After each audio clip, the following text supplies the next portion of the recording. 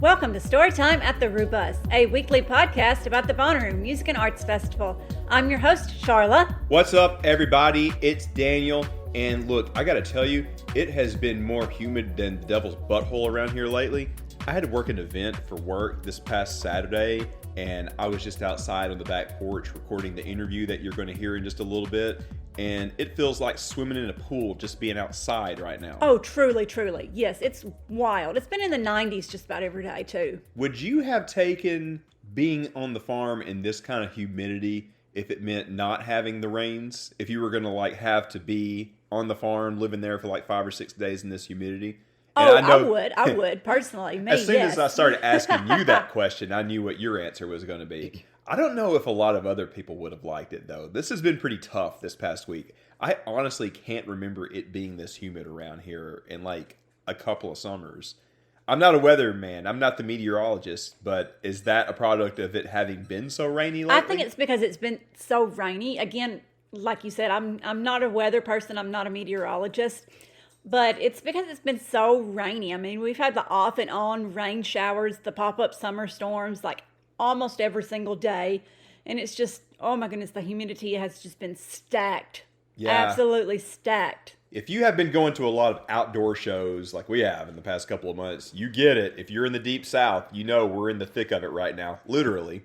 And shout out to a couple of people that we saw at the Ascend Amphitheater in Nashville this past Sunday night. Me and Charlotte were having a bit of redemption for South Star last year and got to see the Goo Goo Dolls over there. That was fun, yeah.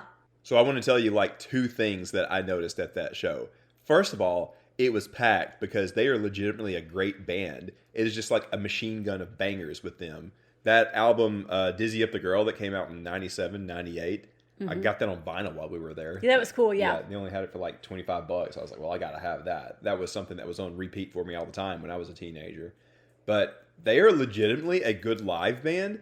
So something I noticed with them is they're one of these kind of bands that will play all the hits, but will slightly improvise it a little bit. You're not going to hear it exactly like it was on record. So that was kind of fun. I was a little concerned about that. I was like, I've heard these songs a million times for 20-something years. This might not be the coolest thing live. But it was. They were cool. So if you get the chance to see them, I would totally recommend it. In fact, I would love it if they were at Rue. I've been campaigning for the Goo Goo Dolls to be at Rue for years now. I think they would be a great band for that kind of throwback set that they've had over the years. You know what I'm saying? Oh, it'd be phenomenal, I think. We've had Cake or Third Eye Blind and some other acts like that in that kind of set. I think they would be really perfect for that one or two slots that they have for acts like that are, let's face it, kind of legacy acts from the 90s at this point. We're getting old, man. That was the second thing that I was going to say about that show. Us elder millennials, we're getting on up there, and I hate to see it, man. I mean, us included. I'm not going to throw shade at anybody in particular. And this isn't, throwing shade at anybody in particular, except maybe us. But whatever.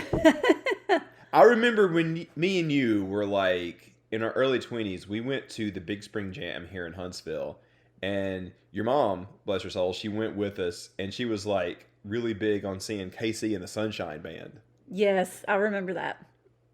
We are now the older people that are going to see KC and the Sunshine Band. Oh, yeah. When we go see acts like the Goo Goo Dolls. Oh, yeah. I hate to say it, but time comes for us all.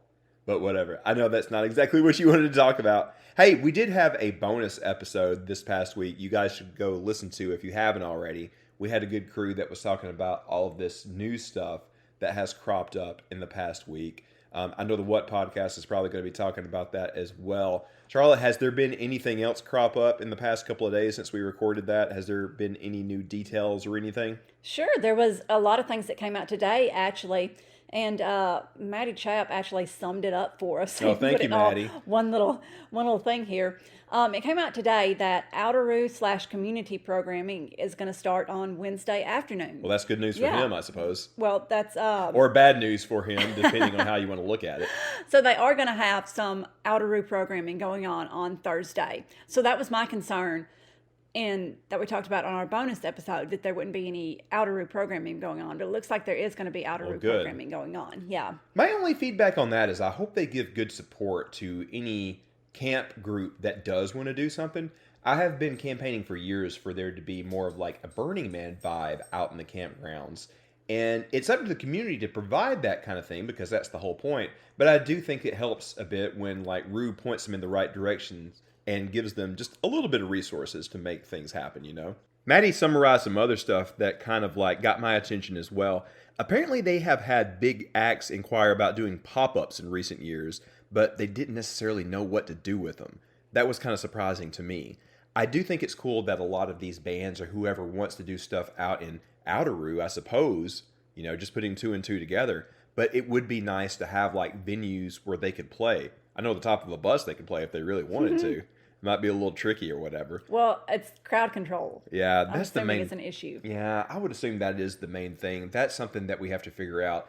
We talked about that in a previous episode when we were kind of following up on everything that happened. That was the main issue that happened Friday night in the group area. And I do think things like that could be fixed. It just takes a little planning ahead of time, you know? Is there anything else that we learned? Well, according to Maddie, and this is just a summary of what, you know, everything that's came out, Bonnaroo is surprised that people are upset about Where in the Woods.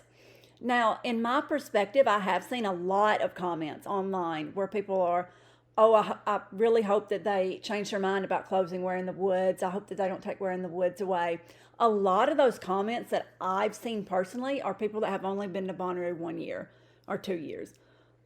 Yeah, I understand that it can be a little bit of a divisive subject because a lot of people have had great times at Where in the Woods. I mean, I have too. When we helped host Cherub over there a couple of years, that was like one of the best afternoons I've ever had at Rue. But honestly, yeah, it probably was a little overcrowded for that space when we did host him over there inside the spaceship.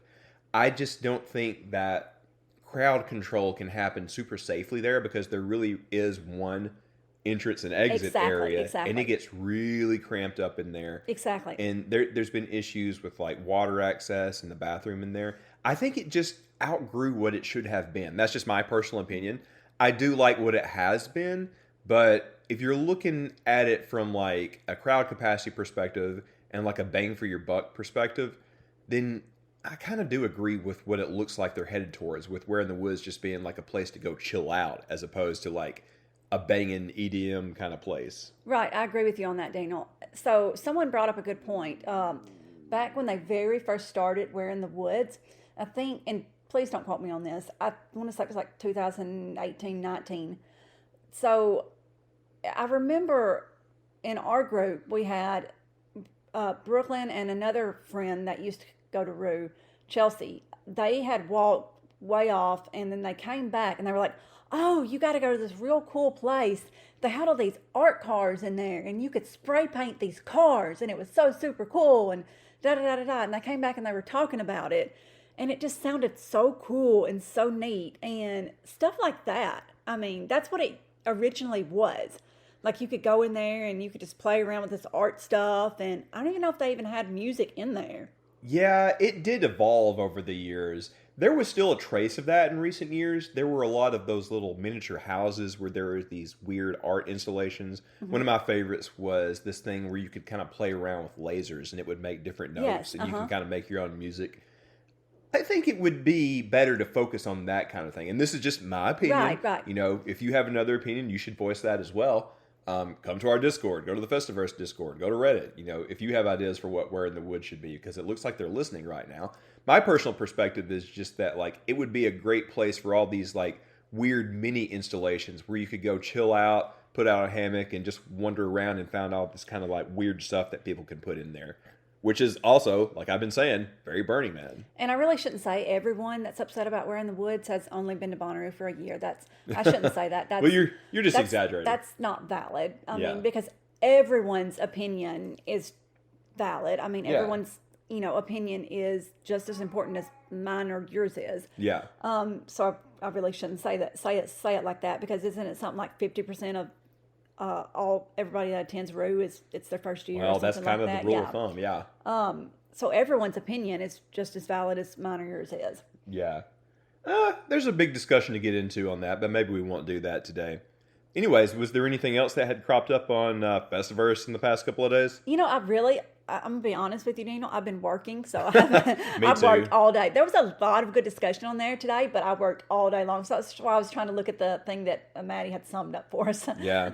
But come hang out in our Discord server too. We have had a lot of discussion in the past couple of days, obviously about all of these rule changes, but I'm sure you have seen, if you have been any sort of plugged in the past couple of days, it looks like a new Tame Impala release is imminent. So, of course, there's going to be discussion about that and a potential show next year, I would imagine. So I do have a big announcement. Uh-oh, I don't know what this is. Please make sure tomorrow, Tuesday, well, if you're listening, depends on when you're listening to this. I do know what this is. Tuesday, July the 22nd, please make sure to go onto the Bonnaroo Reddit. That's r/Bonnaroo. Crumb Snatchers.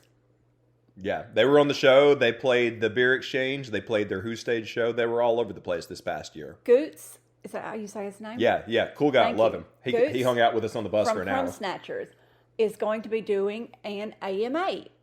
Starting tomorrow morning, he's going to be doing an AMA. You can actually go on there. It's pinned at the very, very top. Go on there and submit your questions for an AMA with Goots from Crumb Snatchers. And we actually had them on the podcast, like Daniel said, and we actually got to meet them at Bonnaroo. They came and hung out with us on the bus, and they are just truly, truly amazing and kind. And like Daniel said, I mean, he's just so super cool. He's been to Bonnaroo for 13 years now, and just such an amazing and kind person. Yeah, I talk about this a lot. There are sometimes these bands or artists that really get Bonnaroo. They don't just come play their set and then get out of there. They stay the entire time and integrate themselves with the community. Obviously, Goots and Crumb Snatchers are one of those kind of acts. He's been coming for forever. They're just up the road in the Nashville area. They throw a party. Look, there's also two kinds of bands. There's a band that goes up there and goes through their set. They play a song, they play another. They do that until they get out of there. The Crumb Snatchers get up there and they throw a party. Mm-hmm. They're one of those kind of bands. When you go, you're not just going to a show. You're going to like a whole thing. So go see them if you haven't already. If you didn't see them at the Who Stage or if you didn't catch them at the Beer Exchange, they're in the area. You'll have plenty of chances. Go see them. Go tell them that we said hi. And stick around and go to that AMA on the Reddit on Tuesday, the 22nd. Yes. So probably the day that you're listening to this, honestly. Yes, absolutely. And if you want to talk Bonnaroo 24/7, make sure to join the Rubus Discord. You can find that link on all of our socials. I think we have a pretty good, decent crew on our Discord. Just be prepared for a lot of nonsense and inside jokes and us giving Jable a hard time. I think we were talking about this, Daniel, and I think we do a very good job of having like a medium, very balanced discussion about Bonnaroo, about Bonnaroo festivals. And we're going to talk about this kind of thing in the interview that I had with Ryan here in just a little bit, and I'll tell you more about that in a moment. But, obviously, if we're there, we love Bonnaroo. We want it to succeed. We want it to succeed.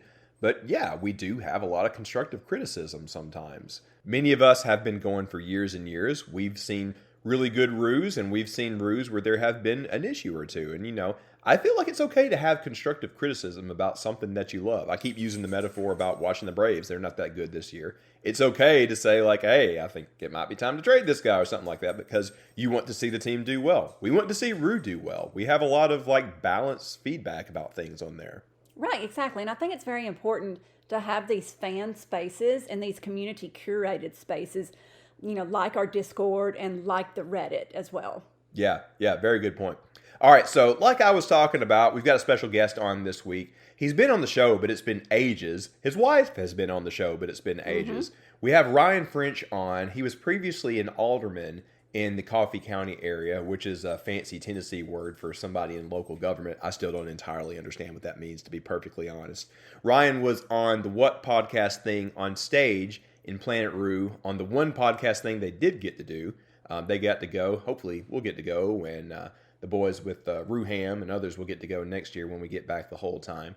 But both of the Frenches were on stage. Of course, Rebecca was in her very extra outfit. We love Mrs. Bonnaroo and everything that she does with all of that.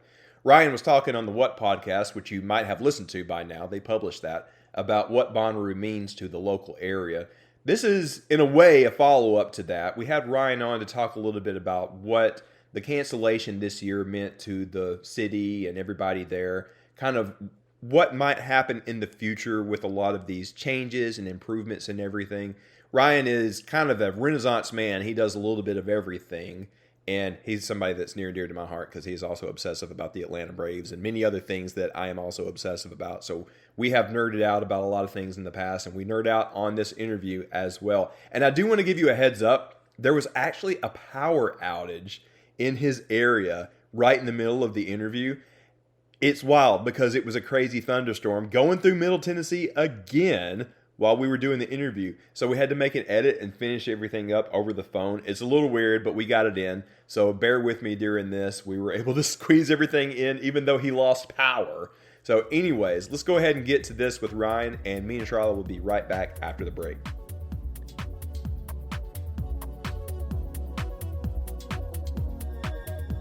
Welcome back, everyone. I am with a good friend of the show and very good friend to Bonnaroo. You have probably run across this guy and some of his family over the years. If you have been to the farm at all, they live basically right across the road. It's Ryan French. How's it going, dude?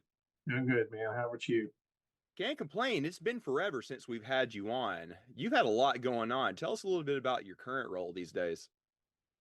Yeah, so I'm the executive director of the South Central Tennessee Tourism Association. So essentially, we're a 13 county kind of quasi government organization that focuses on tourism development, economic development, in the tourism category through the 13 counties in South Central part of Tennessee. So I have 5 counties from Franklin all the way over to Wayne that are on the North Alabama border. And then we have counties all the way up to Hickman and Murray County, Coffee, all the way over west to Wayne and Perry on the Tennessee River. So it's a lot. It's a big area. It's we work with the state of Tennessee's tourism department to kind of execute strategic plans through the communities and the DMOs. Uh, a DMO is the Destination Marketing Organization. It's more or less the authority on tourism in your local community. And we work with them on development, economics, and everything down to actual like real marketing, tourism marketing, guest research, visitation research, data analysis across the board. If it's got anything to do with tourism and the economy, even all the way to marketing, we're involved in it in our region. So I imagine a lot of your favorite things are included in what you promote these days, whether it be bourbon or live music. Yeah, yeah, Tennessee whiskey. We don't say the word bourbon very often, but Oh, that's right. Now, there wait, are. help me understand this. I Yeah. heard this explained to me once. Bourbon comes from Kentucky, whiskey comes from Tennessee. Is that right? So no, not necessarily. So um, Tennessee whiskey can be considered a bourbon, but bourbon cannot be considered a Tennessee whiskey. Okay. Um, Technically, bourbon just has to be made in America. There's no Kentucky bourbon law per se or a process that differentiates. And I'm kind of crapping on Kentucky here, but it's literally part of my job. So just bear with me. But there's no official process for it to be a Kentucky bourbon other than being made in Kentucky, obviously. In Tennessee, to be a Tennessee whiskey, you actually have to follow a process to be able to label your bottle Tennessee whiskey. There's one exception. Pritchard's Distillery doesn't have to follow this, but the kind of grandfather did. But yeah, so basically you have to distill your whiskey like you normally would, and then you like you would a bourbon. So once a spirit comes off of the still, right? Once it's been distilled, it's at that point essentially moonshine. If you were to go directly into a barrel, American white oak barrel, that would be a bourbon. But to be a Tennessee whiskey, you have to take that spirit and filter it through charcoal maple or sugar maple charcoal. And it's got to be 10 feet at least of sugar maple charcoal filtration. Then it can go into a barrel, and that is essentially the difference between a Tennessee whiskey and a bourbon. But it's kind of like filtered water or unfiltered water. Which one's better? You tell me. I'm going to go with the Well, filter.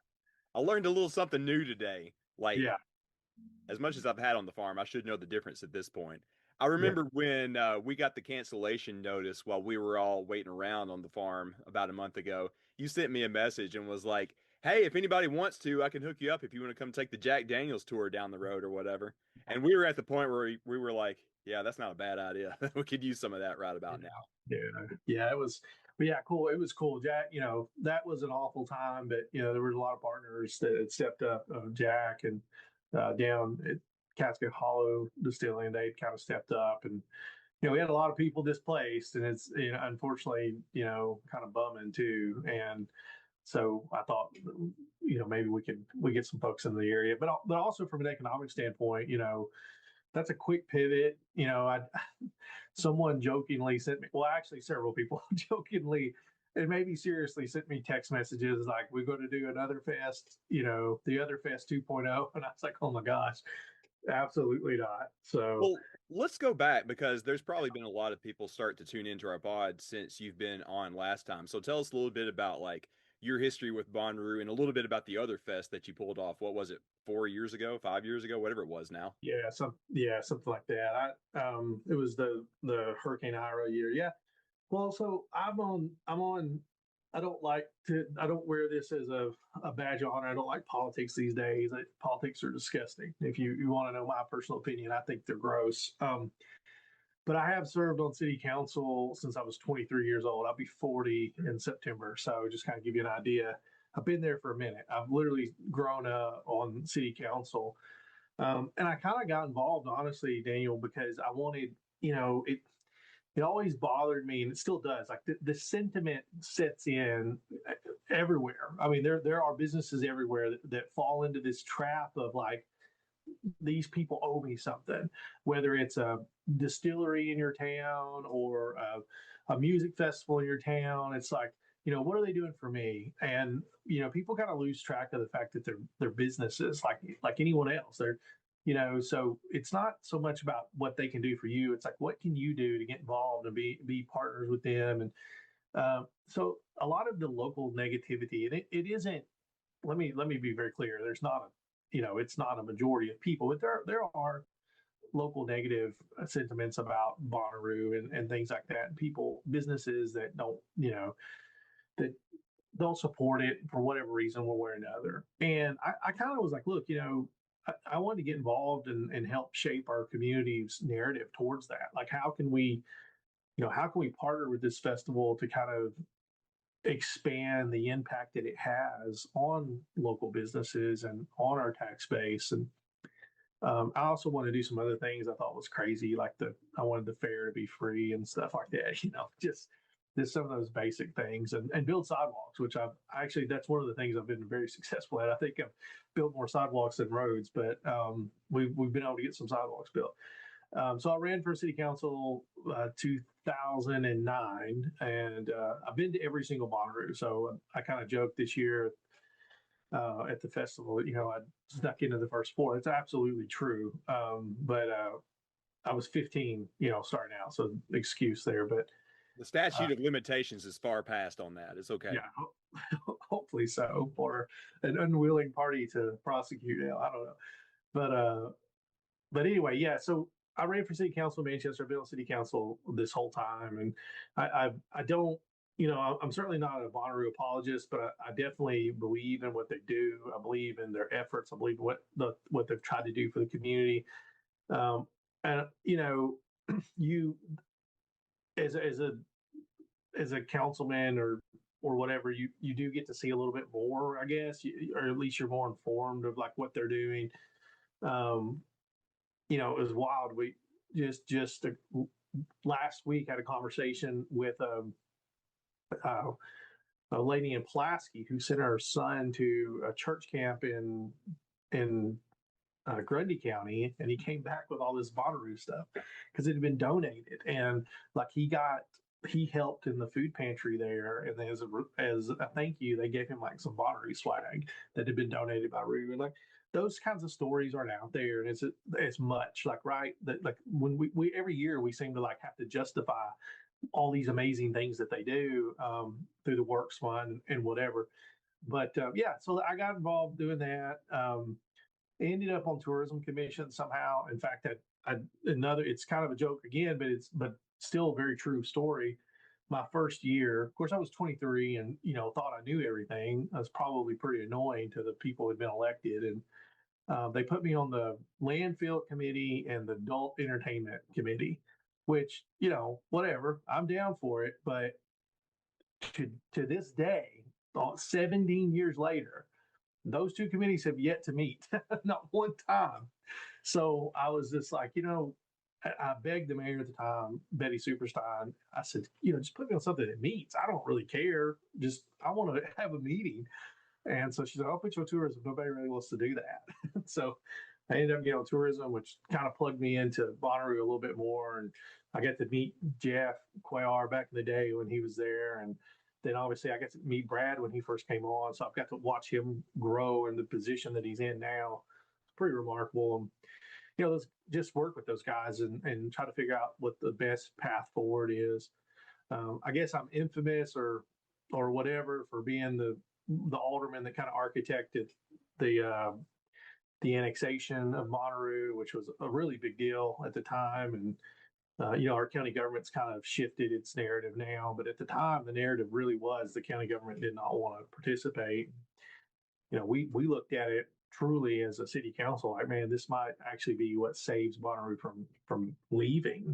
They need to have a willing partner. And the great thing about being annexed is now they have two partners, right? Because they're still in the county, and now we got a county government that is interested in their success again, and that's a win for everybody. So I want But to ask you about that here in just a moment, but there's two things I want to hype you up for. You're too modest to mention this for yourself.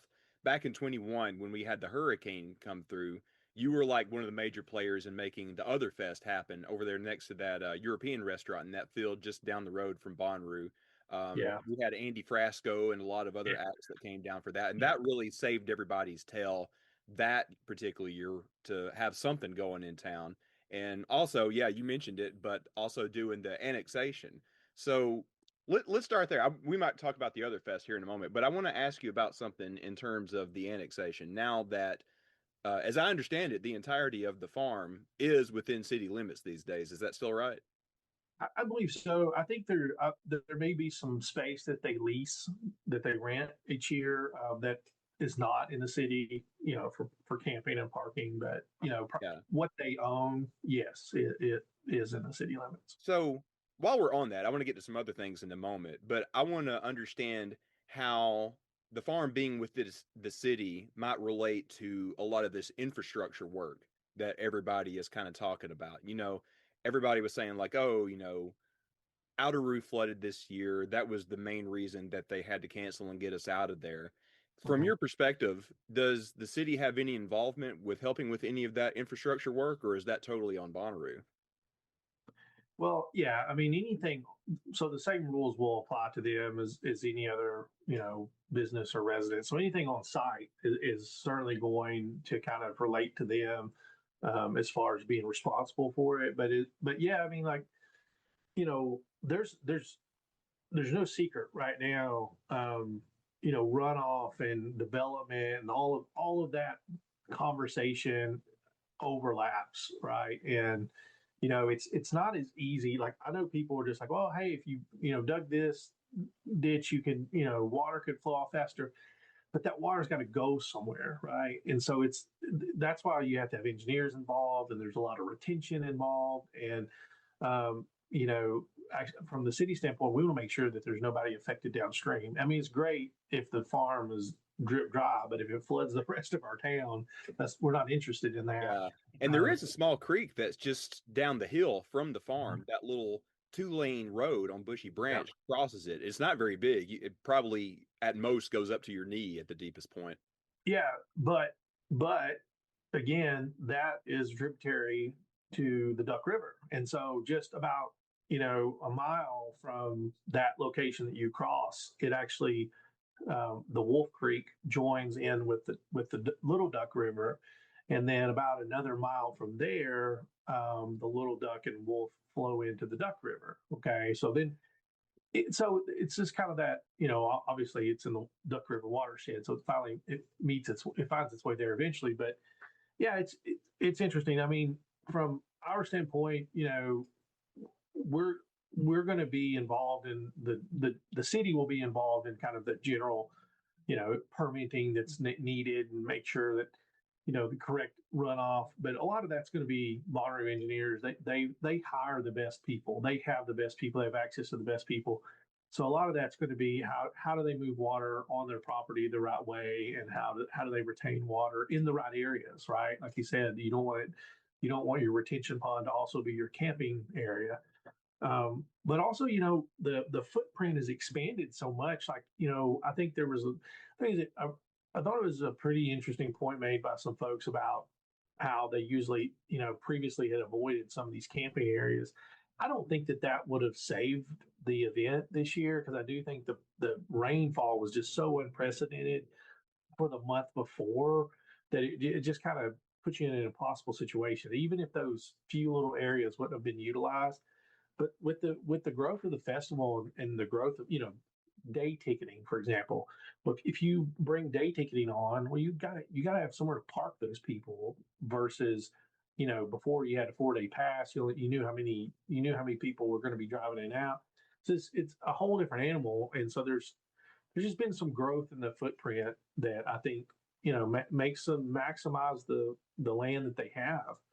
Yeah, and Um, that's interesting that you talk about how the footprint has grown in terms of how many people park, but because it sounds like from this announcement about how things are going to change next year, everything has shortening that footprint or shrinking it, whatever you want to call it, in mind as what seems to be the priority. They want to have less people there so they don't put them in places that, get soaked and everything. It seems like they want to make it a little smaller so it can be more manageable. And we should also point out that you know how well it floods over there because you can literally walk to the farm from your place. You yeah, saw how much it did rain in the month leading up. yeah. Yeah, actually, the Little Duck River runs right behind my house, before it connects to the Wolf Creek there. So yeah, it had been, usually the river it takes a good rainfall for the river to come up.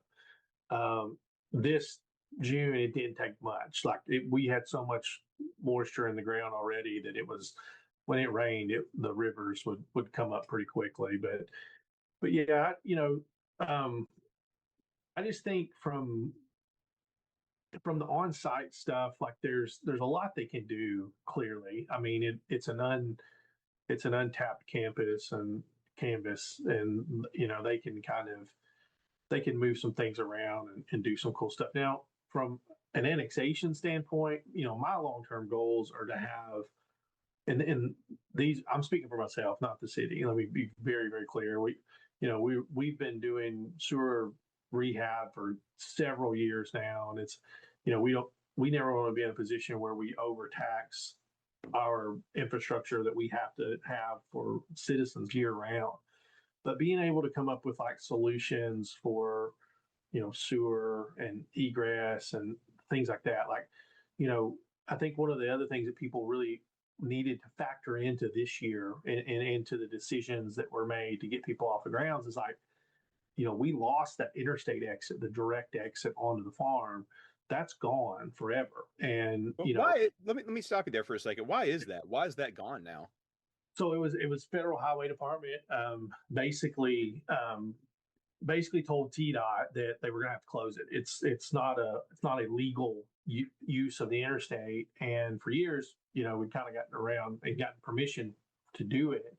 But my understanding, and this is kind of second hand, but a good source, was that the Federal Department of Transportation just said it had to stop. And I think there were a couple other events that were trying to utilize that capability, and they pointed to Bonnaroo and said, "Hey, Bonnaroo's doing it," not necessarily in the state of Tennessee, but across the country, and so they, for safety purposes, eliminated the use of that. Which, I mean, Daniel's probably more than half of the people use that gate to get on the farm, and you think about that now. I mean, I don't know. I wouldn't even be able to guess how many cars and RVs that is, but you've seen the videos, the drone shots. You think about half of those people now on Bushy Branch Road, like that's pretty taxing. That was also part of the annexation. We annexed Powers Road, that leg of Powers Road, right after you cross Wolf Creek that you talked about, there's a right turn that actually goes to my neighborhood. But we widened that a bit and that turn, and they created an RV entry point from that space to kind of bring RVs on more safely. That's that gravel road that runs next to that cell phone tower, right? Yes, yes. Yeah. But that's an example of kind of like what, from a city standpoint, we want things like that to happen so we have that kind of infrastructure development to help them get people onto the ground safely. At the time, there was a really big conversation about widening Bushy Branch Road the entire Read my way. mind. I was going to ask about that because I know that was a big topic of conversation for a while about widening that and perhaps replacing that little bridge. Yeah, and honestly, it was really kind of one of the primary reasons we started the annexation conversation. And then by the time we got through the annexation conversation, it was kind of like, well, we may need a few other things first. I don't know. I still think that that's a very important project. I'm speaking on no authority with it. I think that is the most important project because it can affect how quickly you get people on, how quickly you get them off. I think maybe after this year, I'd love to hear their opinion on kind of revisiting that, um, because I think it would have been helpful. But at the same time, getting people on, and getting people off is not speed. Not how fast you can get them in, but how much space you have to kind of have them wait. And I'd be interested to see if that conversation comes back up because I do think it's an important one. And I also think it's a kind of one of those beneficial type things for the community and for the festival. It certainly would be an enhancement to that area. I think certainly it would have made a difference when everybody was starting to get the heck out of there on Friday night Mhm. because it did turn into a massive log jam. Because, for one thing, they didn't know that they would be evacuating everybody just a couple hours ahead of time. So to get everybody out in just two small lanes across a little country bridge Yeah, wasn't ideal. So that improvement could really help in a situation like that in the future. yeah, yeah, and TDOT's been a great partner on that. I know that they came to the table with some interest to get that done as well. So I'd be interested to see how that plays it out. The other part of that is like, how do you do it? Like, when do you start? How does it, how long does it take? And how many festivals do you have to have with, orange barrels laying around before because that's part of the consideration too, I'm sure. You imagine that two lane bridge being a 1 lane bridge would be terrible. Oh gosh, no, let's Yeah. not do that. So I want to ask you about how us getting out of there early affected the city because like you guys have people come in for a week when it's us just coming into camp and come for the party, but you've got staff and volunteers and stuff there far longer than that. So I'm curious, did Rue being cut off like affect the income that the city usually gets out of Bonnaroo at all this year?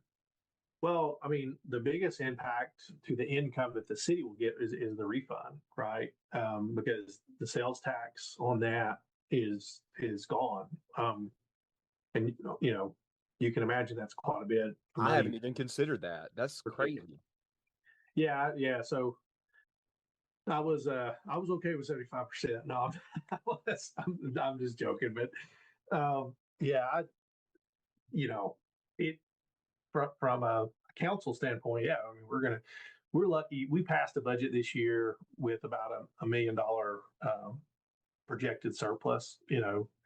Manchester, dating back to Mayor Norman, had really 2011, 2012, 13, like that area, man, we really got our stuff together and started planning for the future. Unfortunately, Mayor Norman's not with us anymore, but to this day, like I see people get elected and we have we have reserves and we have a surplus of money. And I was there when we were trying to get there, when we were working towards that. And so it's a little bittersweet that he didn't get to take advantage of that. The you know the fruits of his labor as a leader. But we're in a good space as a city, like financially. A lot of communities across the state and across the country, especially in the South or in county governments too, are having to kind of reevaluate things. We've had a huge influx of people moving in, and it's a strain on infrastructure and schools, and we're not immune to that. We've got a long ways to go on infrastructure, particularly like I said, the sewer. Our school system is busting at the seams, but financially we're doing okay. But as far as this year's concerned, I mean, yeah, that you back out all of the sales tax, because in Tennessee, when you purchase something online, that online sales tax is then sent to wherever that activity is, right? So if you get an Airbnb, for example, that tax is collected by Airbnb, paid to the state of Tennessee, and then according to wherever that Airbnb is located, the state then sends those subsequent taxes to that area. And so no difference in sales tax. And that was a policy created back in Bill Haslam's day that really kind of centered around Amazon at the time, and then has been redefined a few other times. And so that's going to be the real major hit. And if you think about it from a city standpoint, like the same number of people came. No, I don't think anybody didn't come because of the same number of people came. So the activity outside of the event probably was about the same, right? I know Common John was hopping both before and after. Yeah, and maybe even a little better in the community because people were getting out on Friday and Saturday versus Monday and getting back to work. So I do think you had a little bit of that retention, which is, I mean, that's what our organization, we went from being out on the farm Thursday to pivoting and launching a massive digital campaign. I mean, we probably, I don't even want to think about how much money we spent on just on Friday, Saturday, Sunday, Monday on digital ads, trying to move people throughout. Because we want to keep you locally first, and then we want to keep you in the region second, and then third, we're like, okay, if you go other places in Tennessee. But that was an interesting pivot, but it wasn't put on a music festival like the other fest, but it was still tough. But yeah, so it'd be interesting to see, like, and that's one thing. The state's got some really great resources, and I've already talked to the Tennessee Department of Tourist Development, the research team, and we're going to walk through some models and see kind of, we do expect a little bit of a pickup on the weekend, maybe more so than what it would have been. But also keep in mind, the expenditures on the farm, you also pay taxes on that, and all of those sales taxes that you would have paid for your spicy pie, all of that's gone too. So it's a big hit. I expect it to be $1 million+ hit on the local gosh, economy. man. Let me ask you something else that we've had a couple of people ask about that I didn't have a good answer on. Many years ago, you would see a lot of local baseball teams or whatever, local places would be selling concessions at places like the old movie tent and stuff like that. And it feels like you don't see that kind of thing happen as often. Does that still happen? It does. It does. Listen, that's a demanding practice. There's, I've heard it both ways. So like, oh, well, they've cut back on that a little bit. Maybe that's the case in some situations, but I also know several people have given up their booths. And I think that program was kind of grandfathered in, right? Is just another way to give back. But some people give it. I know one of the local chambers gave up a booth because they just couldn't staff it. You got to be out there 24/7 in some cases, and it's hard to get staff for that. Yeah, I can tell you, I understand now because we had to have our nonprofit booth staffed, and I get why that can be, something that puts a strain on you and your people. So I totally understand that. Yeah, think about having 5 bartenders. Then plus you got to get your ABC license to serve, and they're pouring drinks now, so there's a lot to it.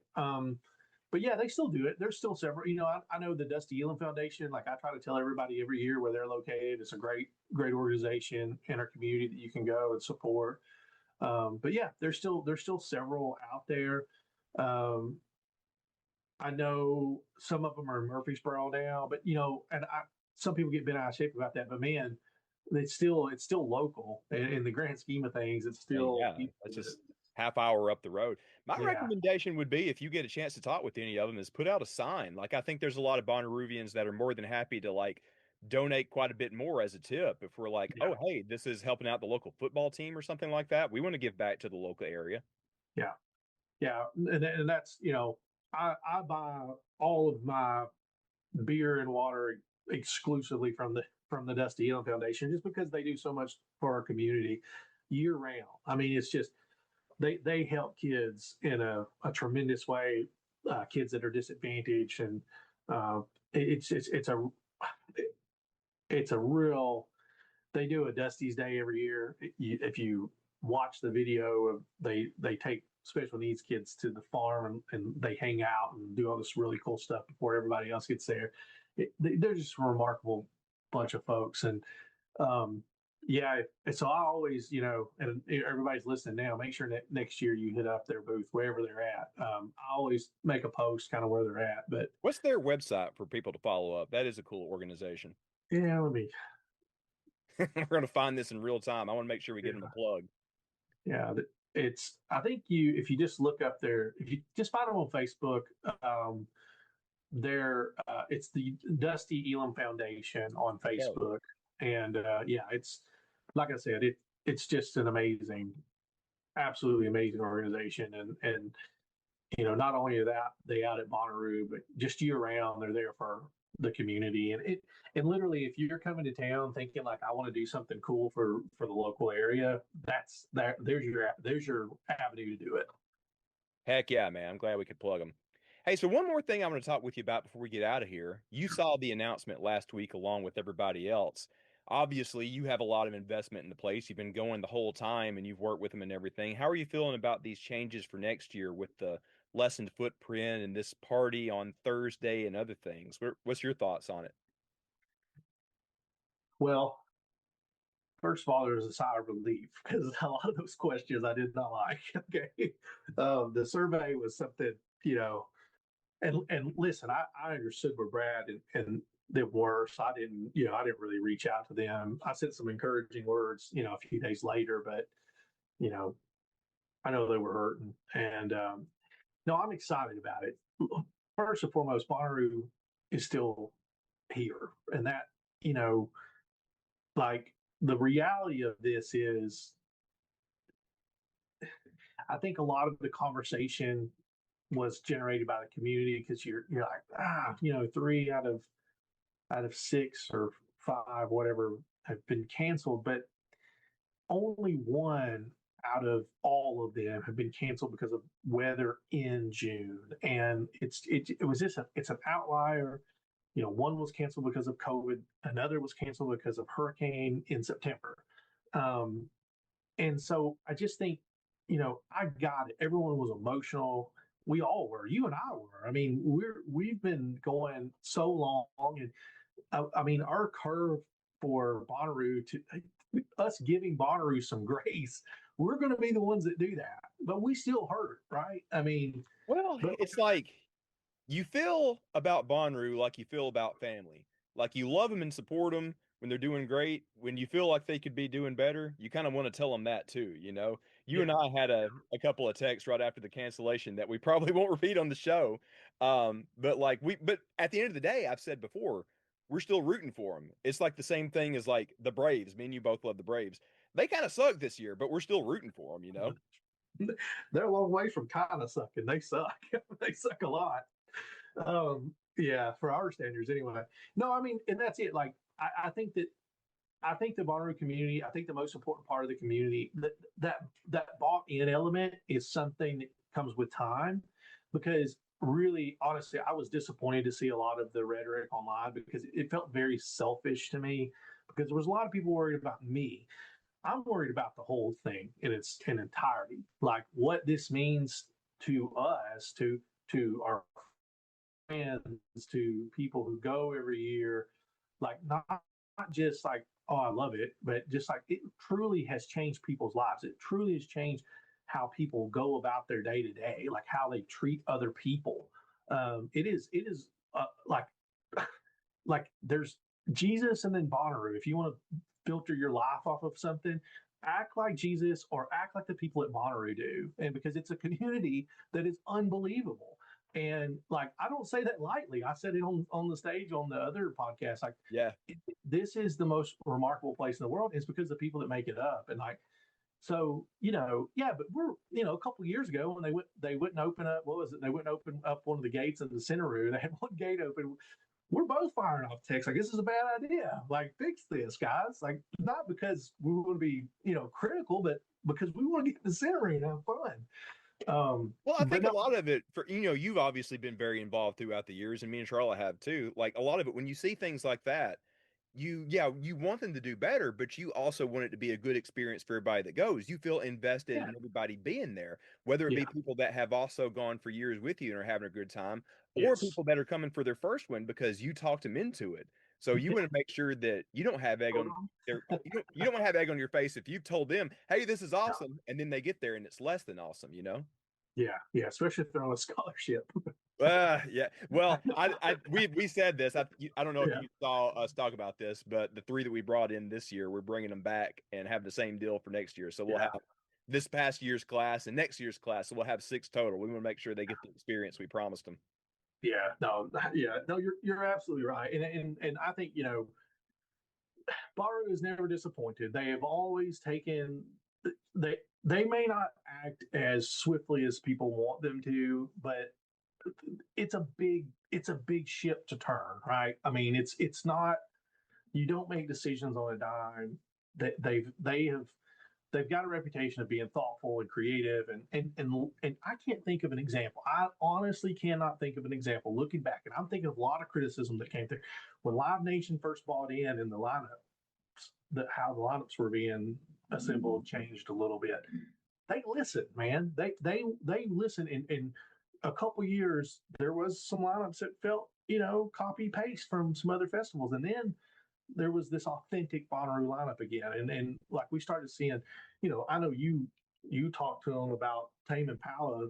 They literally mention it themselves, but they like, we're trying to book those guys for you. No, So Brad said that he when you was said it, on yeah. stage with the What podcast, he was talking about next year, and he was just like, he was joking about it, but you could tell he was sincere. Yes, we're trying to get Tame Impala. Like they got a new album coming out. Everybody wants that. But if they weren't listening to the people, that comment would have never been made. He would have never known.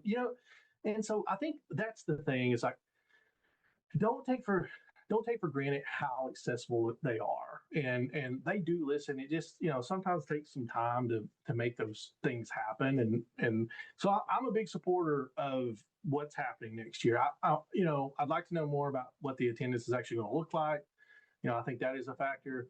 Selfishly, I've had some of my best Bonnaroos on those, lighter years because I can navigate a little bit quicker. But that is very selfish because I love it when it's packed, and I love as many people as possible feeling the feelings and the emotions and the gratitude. And like I said, I can't. I brought that one criticism up, but another one of the criticisms, like just a few years ago, Rebecca and I really become advocates, and this goes back to Jeff being there, but like for you guys, like we advocated strongly, like, man, look at the Rubus, look at the community, look at these activations that are happening out in now what is Outeroo. Look at the following that these folks are building, and look at the voice that they bring for Bonnaroo. I would have never in a million years thought that I would have saw Rubus on the official Bonnaroo lineup. You know what I mean? Yeah, Like me neither. how cool is that? And it's like I hope as time goes by that we don't lose how cool that is, or you got to pinch yourself. Like, you look at what David's doing with the I Am Bonnaroo project, like how that's been embraced. Those are the kinds of things. Those are the kinds of conversations that behind the scenes, like locally, I know. And my wife, I got to give her most of the credit for all of that. Yeah, But we love Rebecca. We've had her on before. Yeah. yeah, and she's her Miss Rue, self-proclaimed Miss Rue, is more of that. Like, hey, plug these folks in. This is what Bonnaroo is. Plug these folks in. That's what Bonnaroo is. And Well, like her advocacy for that expansion, I think was huge. And it just, but I think that's another great example of kind of like how they are cultivating something special, and they know it. They know it. yeah. Before we move on, I want to hype Rebecca up about that too, because like she always has these outlandish, extra amazing costumes, but like she's trying to preach, recycling stuff, Yeah. anti-fast fashion. She's wanted to, hype these like young women up to do the same thing and make ridiculous things out of stuff that would have been thrown out otherwise. She's had a great message with that. Okay, guys, we're making a weird edit here because, like, while we were hyping up local infrastructure and stuff, the power went out in Lynchburg, Tennessee, where Ryan's working at today. I was looking at the video screen and, like, I just saw, like, everything go dark, and I'm like, dude, you all right? Yeah, I heard lightning and then it was dark. So, yeah. Yeah, was, so we'll blame it on the storms. Yeah. Fitting conversation. We were talking about storms and infrastructure, and we see the impact of that in real time. You never know, man. It's just been a weird summer. Everything's been getting rained and stormed out, even our calls. Yeah. Yes.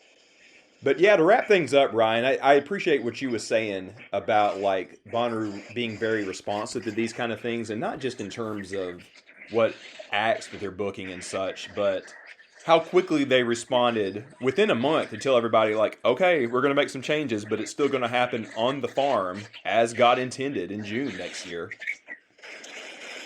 Yeah, for sure. I don't think you can. I don't think that you can discount that in any way. That the fact that they've always had that ear to the ground, looking for the next good idea, the next thing that they can support on the farm, and this was no different. I mean, they literally, these changes, structurally are significant. There's nothing, there's nothing short of that. There are significant changes. But, they listened to what people had to say. They put together a plan, and now, we'll see them follow through with that. I'm confident.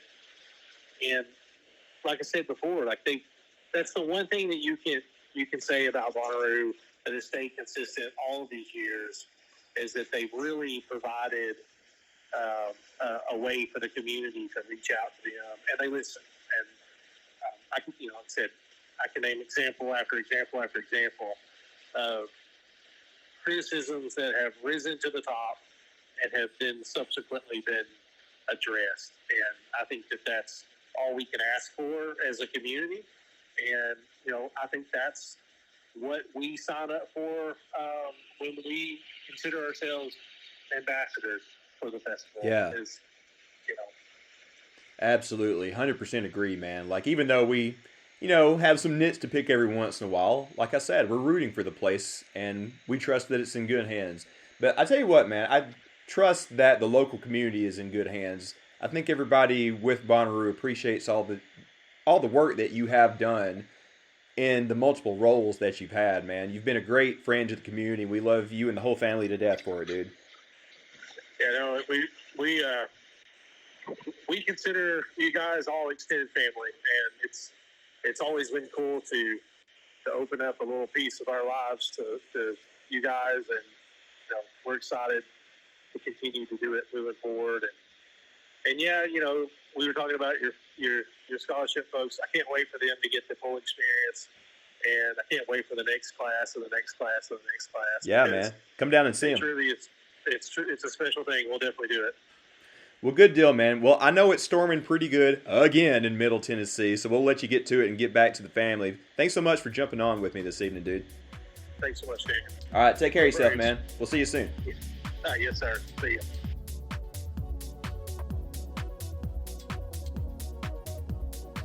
Okay, thanks so much to Ryan for being on the show. Okay, so I want to tell two quick stories to follow up on all of that. First of all, Ryan mentioned Mayor Lonnie Norman. God bless him. We lost him a couple of years ago. He was a great mayor to the city of Manchester. I think I've told this story on the podcast a long time ago, but I probably have it to a lot of new listeners. So what happened was we came in early one year. This was like 2017, 18, whatever it was. We came in early in the bus because we were hosting the Wednesday party. So Bonnaroo let us in a couple of hours early so we could start getting set up and everything. There's a cop car pulled right up to the bus. And I'm like, oh boy, here we go. I thought they were going to like search it or give us a hard time or whatever. It pulls up. These two WWE wrestler looking guys in cop uniforms pull out, and I'm like, oh god, here we go. I'm getting myself psyched up to like put on like kind of a country boy act and charm them and try to get out of it or whatever. But then one of them comes around and opens up the back door, and it's Mayor Norman coming out, and he like waddles over to us. He's kind of an older guy. He's a sweet guy, and he's like, "I'm the mayor of Manchester. I love y'all's bus. Can I come see it?" Yes. And like we hung out with him for like a half hour. We were just talking shop. He was telling us like old stories from like early Bonnaroos and like what it meant to the city and everything. There's a picture of him with the bus Yeah, somewhere. there's a picture of him with those two giant cops, those mountain guys. He came and signed it. He hung out with us. He was the sweetest guy. We miss him dearly. He passed away a couple of years ago. He was just a great friend to Bonnaroo. There's a little tribute picture to him on the side of the bus. If you ever see it, come hang out with us and I'll show you. Other story I was going to tell really quick. This was some years ago also. We were doing something getting ready for Bonnaroo. It was a couple of weeks beforehand, and we went up to Manchester, and we went over to the French's house. So you can literally walk to Bonnaroo from their house. It's kind of sort of in the neighborhood. And I swear, when you go up in there, their whole house is like a museum of Bonnaroo. It really is. Even more so than the inside of the bus. There's all kind of like paintings and sculptures, and Miss Rebecca and the kids are always working on something. They are like the sweetest, best people to know. They're like such good people for the Manchester area. So such good friends to Bonnaroo. Get to know them if you don't already. Yeah, I remember they were building like a miniature arch when we went in there. Yeah, I love those kind of things. There is a group out in the camps that always has like, not a miniature arch, but one almost as tall as me every year. Yes. Who is that? I can't remember right now. That was Team Day Drunk. It is Team Day Drunk. Yeah. We kind of borrowed their idea and we made our own version that we took to the first Burning Man we went to. It was not long for this world. I think it lasted maybe 2 hours before it melted in the desert heat out there. It works on the farm. It does not work in the desert. Nope. No, it did not. Charlotte, we didn't get through this in our bonus episode because we recorded that quickly when the news dropped, but we need to thank our Patreons. Yes, we do. I did it last time. I think it's your turn to do it this time. All right, you ready? Yeah, let's go for it. Claire, Flossie and Benji, John, Lexi, Danny, Lisa, Butter Crew Nick, Delaney, Molly, Brady, I Am Rave Dad, Taylor, Courtney, Christy, Charmel, Jums, Jump. Jam, Jam. All right. David Inside joke. Yeah. David and Aurora, Stringbean, Zach and Jeremy, Amber, Andrea, JB, J Bone. Sam, Austin, James, Hygiene Queen, Dan, Ernst, Harris, Keith, Casey, Andrew, Nick, Maddie, McFerg, Bruce, Andrew, Kent, Randy, Madison, Bosco, Eric and Ben, Evan, Chloe, and Sean. Thank you, everyone. Everything that you contribute goes directly to Totem. 100% of everything goes to Totem. It funds all the camping supplies, stuff for our booth, our overhead, pretty much everything that we're doing. It is at patreon.com/Rubus, but if you're listening, you probably knew that already. We just want to tell everybody, thank you so much. Yes, thank you so much. We could not do Totem without you guys. Yeah. We could not supply them with camping supplies. Yeah, well, without you guys. Yeah. We're taking a little bit of a break right now with Totem. We're slowing things down for a couple months so we can take a breather. But after that, we will be starting to gear up for 2026. As you probably have heard, we will bring back the 25 crew for them to run it back and get the full experience that we promised them. But we'll have a new class for 2026 as well. We'll have much more to talk about that as we get into the fall and the off-season months and everything.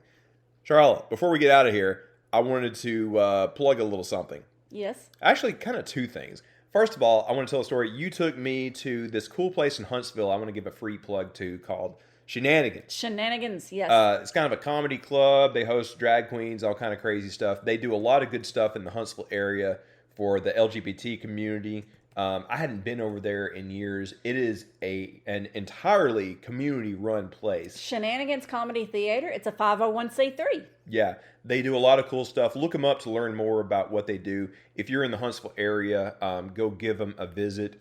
We both won gift baskets. I got a big thing of banana bread, and what was in yours? I got an Ulta bag full of different types of makeup and had wine in there. Some really cool stuff. Yeah, and I got like 4 free tickets in my basket. So If you're in the area and you want to go with us sometime, we'll treat you first. I'll give dibs to whoever asks first if you want to go with me and Charlotte They do a lot sometime. of like improv classes, and they do comedy classes. They do a lot of bingo nights, and Yeah, that's what we did. A lot of fun stuff like that. Yeah, they had a raffle. That's how we got those gift baskets and everything. Yeah, we went to like a bingo fundraiser night. Yeah, that was really cool. I'm glad that you took me. So free plug for them, Shenanigans Comedy Club. They do so much in the Huntsville area for the LGBT community here, which is obviously needed. They do a lot of stuff for the LGBTQI plus youth, which is really cool. Yeah, there was some group called the Weird Kids Club or something like that they were advertising. I thought that was super cool. Thing number 2 I want to plug. Good friends of the show, good friends of the bus, good friends of Bonnaroo, Cherub is going to be playing the Basement East on Wednesday, September 3rd. It is pretty much for my birthday. It's just the day after for my birthday. Yeah. If you are in Nashville, I'm trying to organize a friend get together that night. I would love if you came down and hung out with me for my birthday and came to support our good friends in Cherub. They have been great friends to us in the community. I want to throw down for them and also come have a drink with me for my birthday. That's coming up Wednesday, September 3rd, the Basement East over in 5 Points in the Nashville area. I would love to see you there. Come party with us. I know it's tough because it's in the middle of the week, but we got to support our friends in Cherub. They got the new album dropping. They got a lot of fun stuff happening. They're doing the whole tour. We finally have both guys from Cherub here in the States and not in Thailand for once. Maybe one of these days we'll go party with them over there. But yeah, Wednesday, September 3rd, the Basement East, Cherub, one of the best friends that you could possibly ask for if you're going to be friends with a band that loves Bonnaroo just as much as all we do. September 3rd, come party with us. Would love to see you there. Let's do it. Do you have anything to plug? No. Nothing at all? Nope. I mean, you plugged the Crumb Snatchers thing. That's happening the day that you're listening to this, probably, if you're listening to this Yes, I on do. Tuesday, the 22nd. Yes, I do. Yeah? Definitely, please, Bonnaroo Reddit, Tuesday the 22nd. Go submit your questions for Crumb Snatchers. And number 2, go join the Rubus Discord. Yeah, thank you. All right, that's it for this week. Go back and listen to that bonus episode if you haven't already, where all of our friends chimed in about all the crazy news we got this past week. That's it. Guys, we'll see you next week. Get out there and radiate positivity. We'll see you soon. Bye.